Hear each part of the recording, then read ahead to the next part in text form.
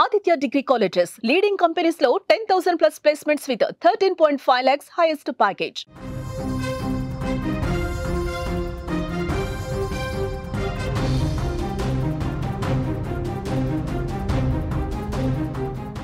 Breaking news చూస్తున్నాం. Teenmar Mallanna గన్మెన్లను police శాఖ surrender. ఇద్దరి స్టేట్మెంట్ పోలీస్ శాఖ రికార్డ్ చేసినట్లుగా తెలుస్తోంది. మల్లన్న చెప్తేనే కాల్పులు జరిపామని కూడా మల్లన్న గన్మెన్స్ చెప్తున్న పరిస్థితులు కనిపిస్తున్నాయి. ఆదివారం మల్లన్న క్యూ న్యూస్ పై జాగృతి కార్యకర్తలు దాడి చేసిన విషయం తెలిసిందే. దాడి సమయంలో గన్మెన్లు ఫైరింగ్ చేసినట్లుగా కూడా మనకి తెలుస్తోంది.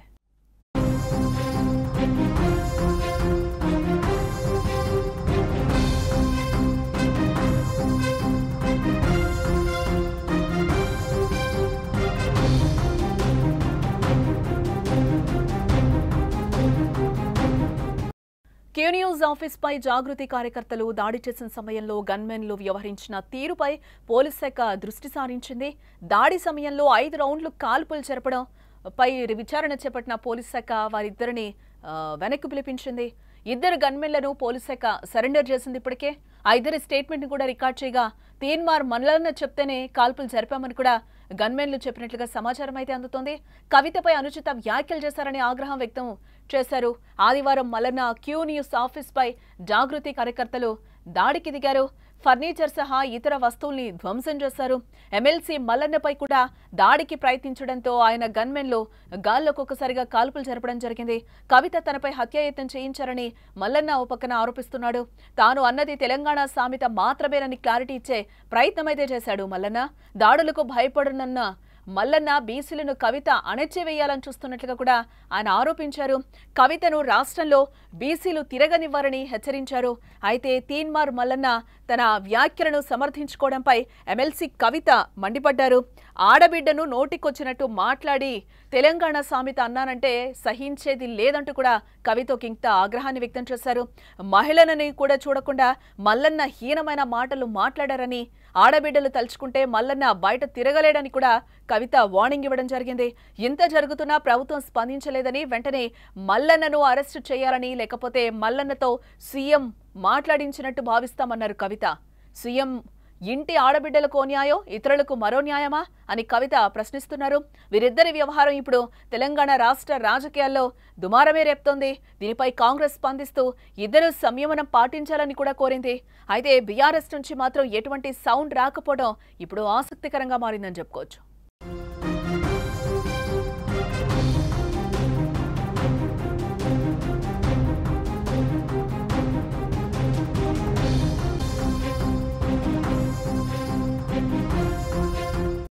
బీసీ రిజర్వేషన్ల విషయంలో కల్వకుంట్ల కవితను ఉద్దేశించి ఎమ్మెల్సీ తీన్మార్ మల్లన్న చేసిన వ్యాఖ్యలు తెలంగాణలో పెద్ద దుమారమే రేపుతున్నాయి.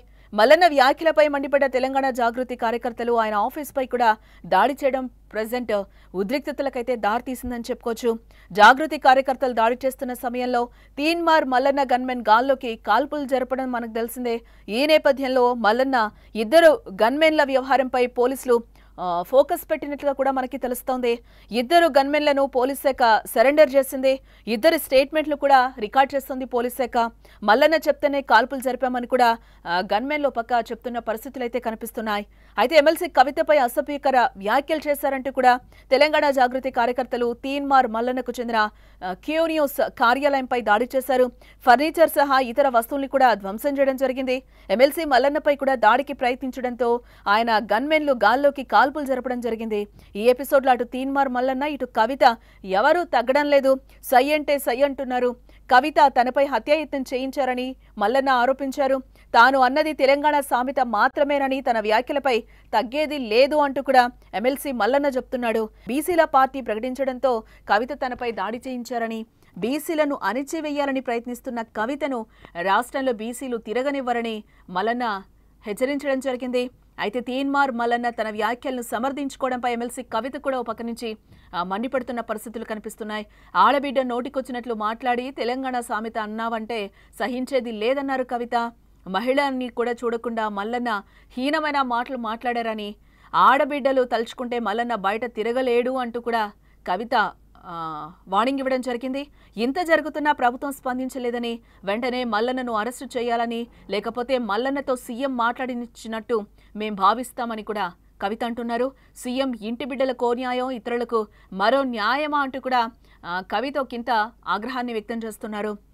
ప్రభుత్వం మల్లన్నపై చర్యలు తీసుకోకపోతే ఎన్హెచ్ఆర్సీని కూడా కలుస్తామని కవిత వార్నింగ్ ఇస్తున్నారు. మరోవైపు జాగృతి కార్యకర్తలు దాడి చేసిన సమయంలో తీన్మార్ మల్లన్న చెప్తేనే కాల్పులు జరిపామని ఆయన గన్మెన్ కూడా ఓ పక్క నుంచి చెప్తున్న పరిస్థితులు కనిపిస్తున్నాయి. ఇటు కవిత నివాసంతో పాటు జాగృతి కార్యాలయం దగ్గర పోలీసులు బందోబస్తును పెంచారు. ఇటు మల్లన్న కవిత ఎపిసోడ్పై కాంగ్రెస్ పార్టీ కూడా స్పందించడం జరిగింది. కవిత మల్లన్న ఇద్దరు కూడా సంయమనంతో వ్యవహరించాలి, దాడులు చేసుకోవడం తెలంగాణ సంస్కృతి కాదు అంటూ కూడా కాంగ్రెస్ నేతలు చెప్తున్నారు.